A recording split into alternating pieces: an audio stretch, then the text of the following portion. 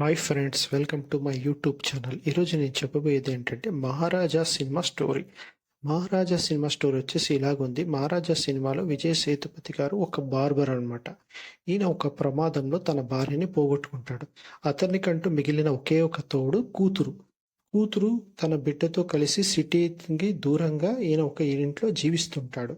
మహారాజా ఒకరోజు ఒంటి నిండా గాయాలతో పోలీస్ స్టేషన్ గడప తొక్కుతాడు. ముగ్గురు ఆగంతుకులు తన ఇంటిలోకి జొరబడి తనపై దాడి చేశారని, ఈ క్రమంలో తన బిడ్డ ప్రాణాలని కాపాడిన లక్ష్మిని ఎత్తుకెళ్లిపోయారని, ఎలాగైనా సరే ఆ లక్ష్మిని వెతికి పట్టుకోమని పోలీసులకు ఫిర్యాదు చేస్తాడు. మరి మహారాజా చెప్పిన ఆ లక్ష్మి ఎవరు? అతని ఫిర్యాదును స్వీకరించడానికి పోలీసులు తొలుత ఎందుకు నిరాకరించారు? అసలు మహారాజాపై దాడి చేసిన ముగ్గురు వ్యక్తులెవరు? వాళ్లకు అతని ఉన్న విరోధం ఏంటి అన్నది తెలుసుకోవాలంటే మీరు సినిమా చూడాల్సిందే. Please subscribe.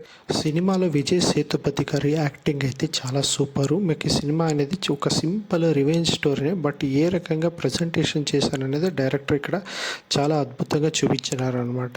సో మనకి సినిమా అనేది ఎక్కడ బోర్ కొట్టదు. మనకి ప్రతి సీను ఒక రకంగా ఎక్సైట్మెంట్గా ఉంటుంది. ఏమవుతుంది ఏంటి అనేది ఆయన ఫస్ట్లో చెత్తబుట్టి కోసం వచ్చిన ఆయన నెక్స్ట్ ఫైనల్గా ఏంటి అవుతుంది అనేది అప్పుడు మనకి సినిమాలో ఎండింగ్లో తెలుస్తుంది అనమాట. ఇది సింపుల్గా చెప్పాలంటే ఒక కర్మ సిద్ధాంతంపైనే సినిమా అనేది ముడిపడింది. బట్ అది చూపించేది చాలా అద్భుతంగా చూపించినారు.